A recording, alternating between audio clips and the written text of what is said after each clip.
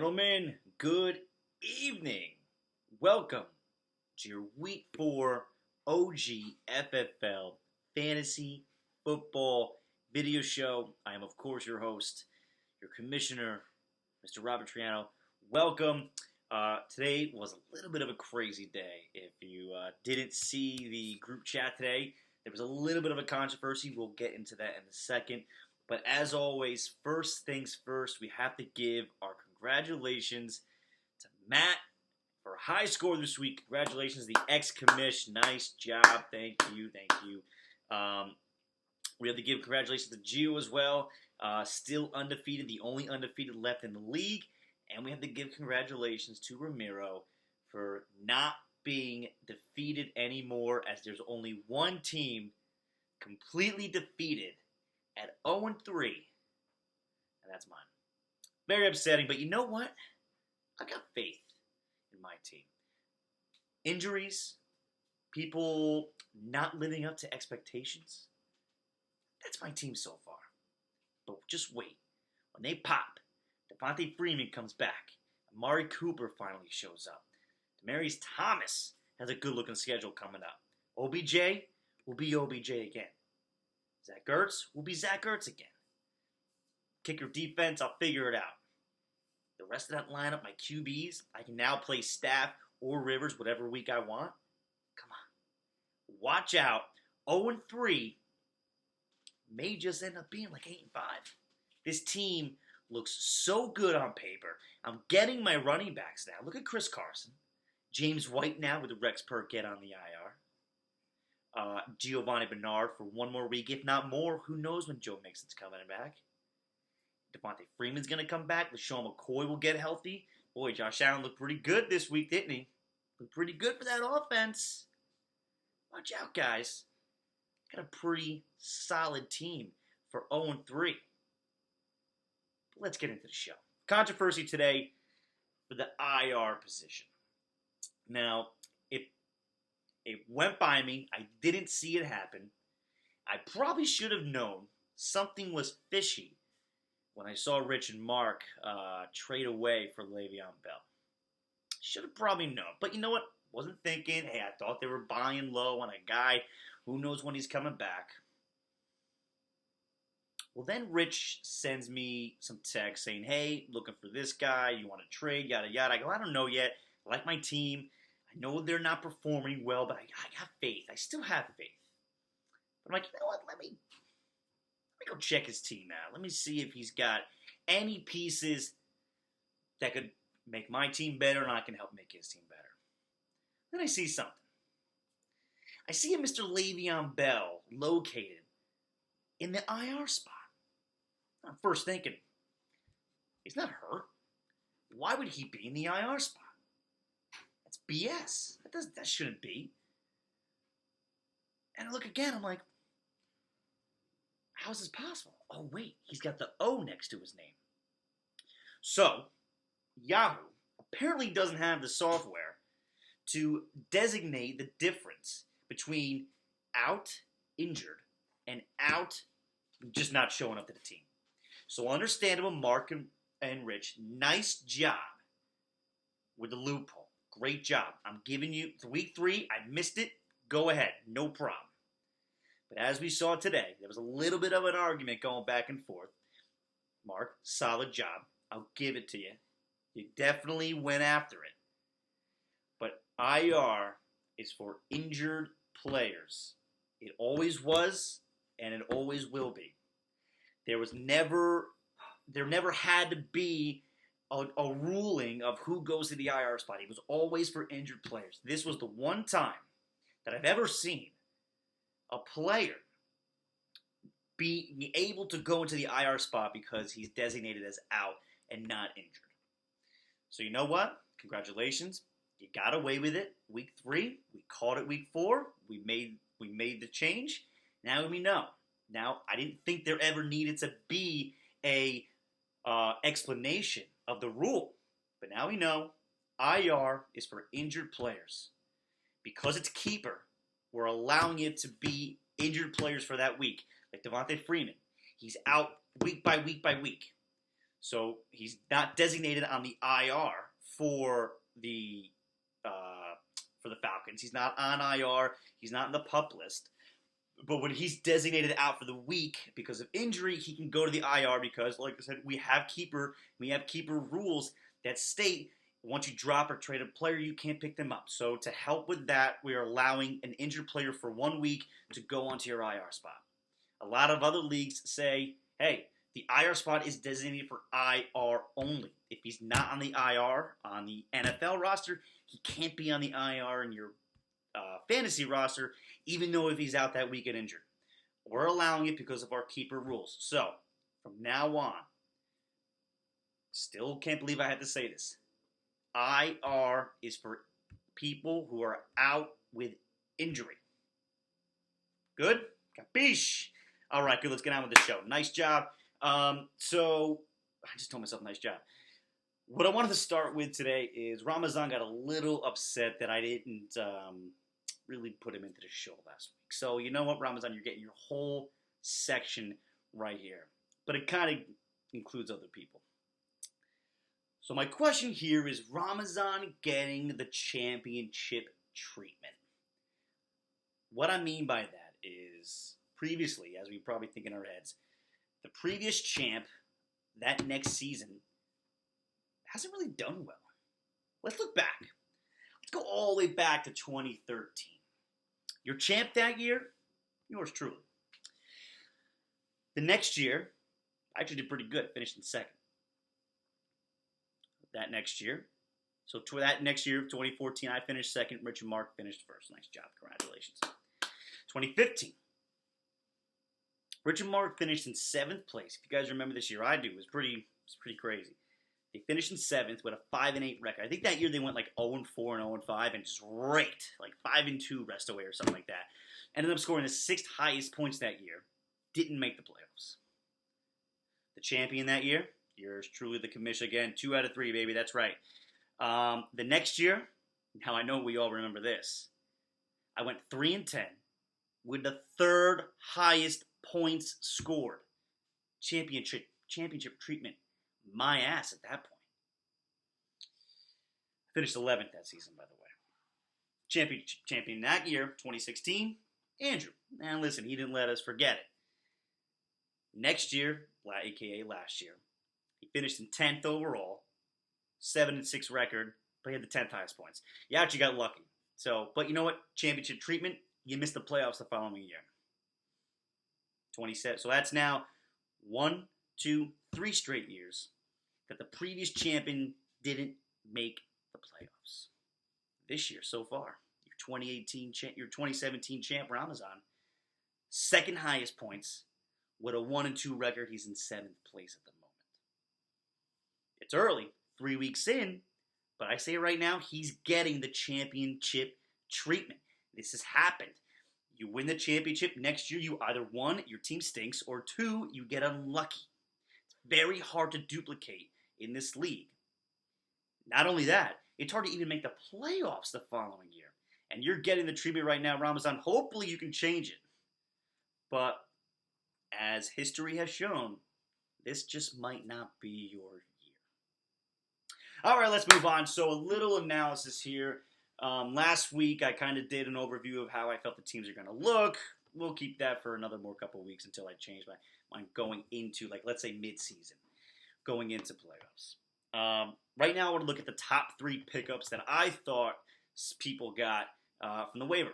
So number 1 was actually Mr. Ramazan, just talked about, with the Chargers defense.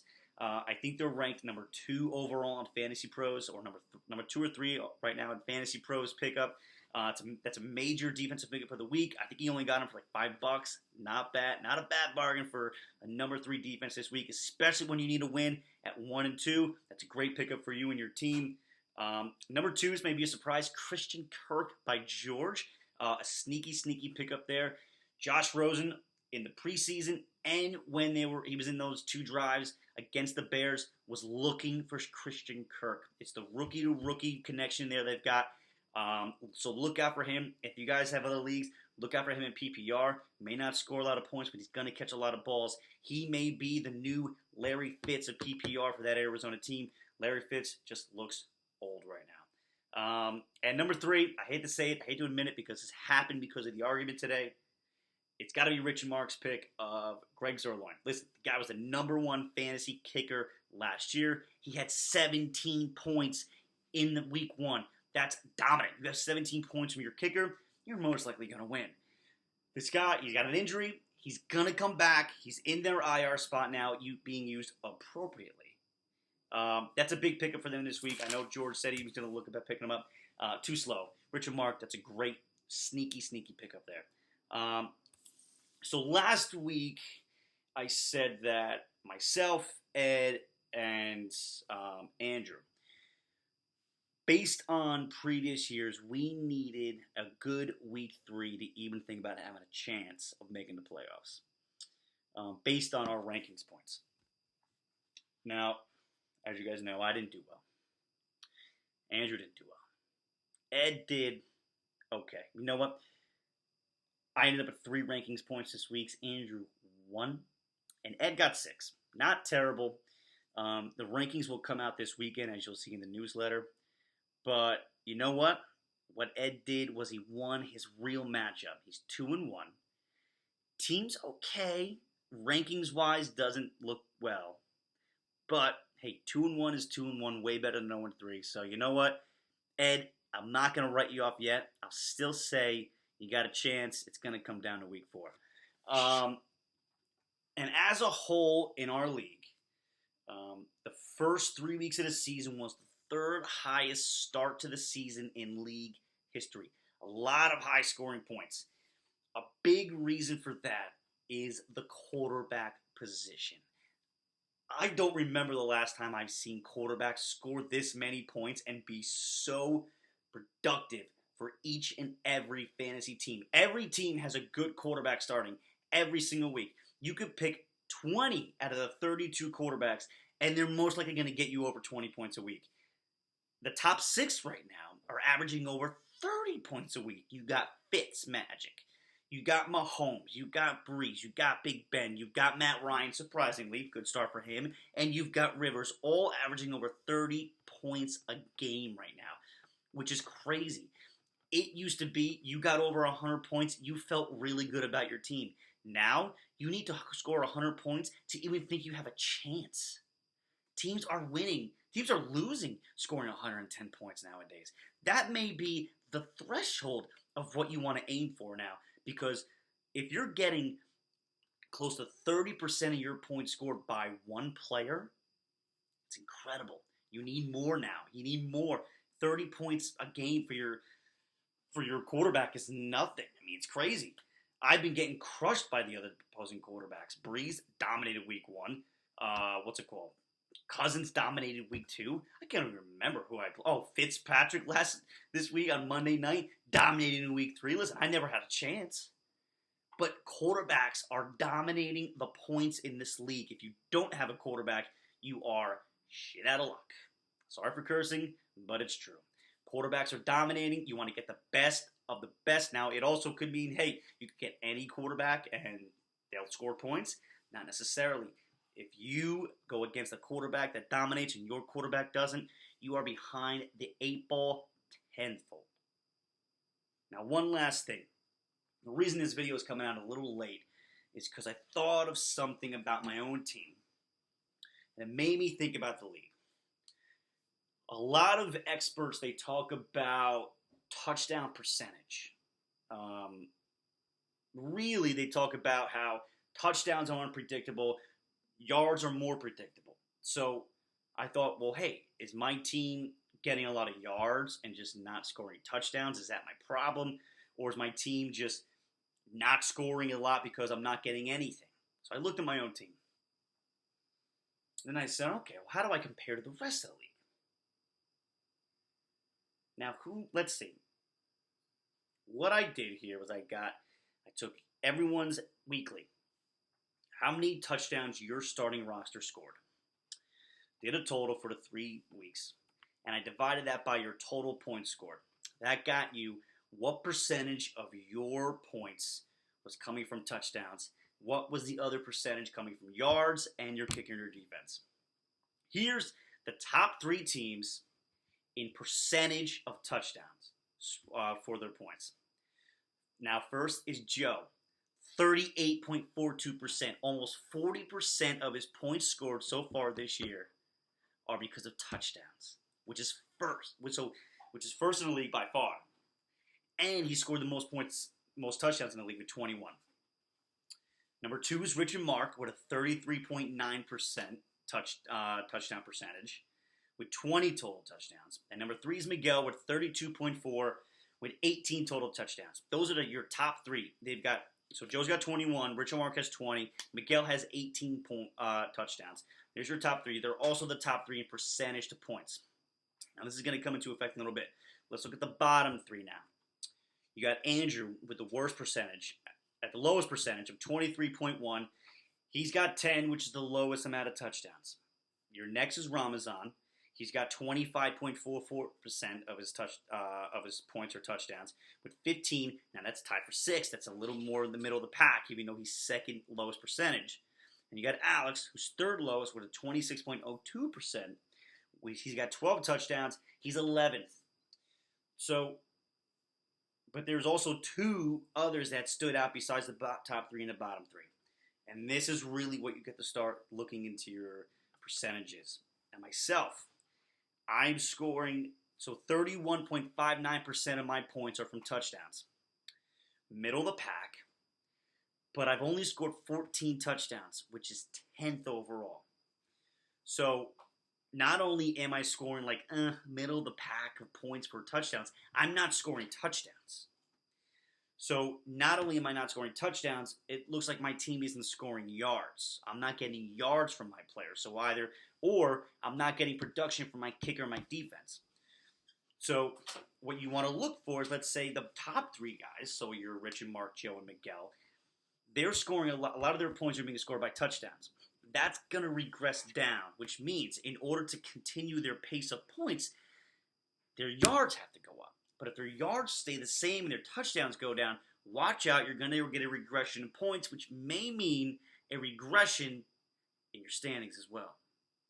Bottom 3 now, Andrew, Ramazan, and Alex, especially Ramazan, who's in the middle of the pack of touchdowns scored, but he's a really low percentage, which means he's not only getting touchdowns, he's getting a lot of yards as well on top of that.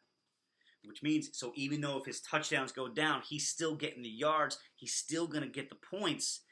So, like I said, yards or kicker and defense, he's still going to get the points, so his regression will be less than the top guys. The bottom guys, Alex and Andrew, they're scoring low touchdowns with a low percentage, so they're getting a lot of percentage of their points from yards. They're going to flip. They're going to continue the yards and add the touchdowns. Their points are going to skyrocket, and they're going to skyrocket in the standings. So that's what you're going to look for here. But the other standout was George, actually, who's got a lower percentage than like myself. He's close to the bottom at 30% of his points for touchdowns, but he's the 4th highest total touchdowns at 17. He's the team to watch there. 70% of his points are being scored by yards or his kicker and defense. Watch out for George. That's a team to watch there. Once his touchdowns go up, his team may not be able to be stopped. So that's it, guys. Just a cool little analysis there. I'm going to keep updating that throughout the year and just see kind of where everyone is and see if people drop down, if their percentage drops, and your yards go up, see how the record goes along with that. So that'll be a lot of fun to check out for the year. And that's it. That's all I got, guys. Everyone have a great night. I hope you enjoyed the festivities today in the group chat. If you missed it, go back, read it. It was kind of a lot of fun. But I'll see you all next week. Newsletter on Saturday. Expect a lot of good things as usual. I'll see you guys soon, and good luck in week 4. Con los terroristas.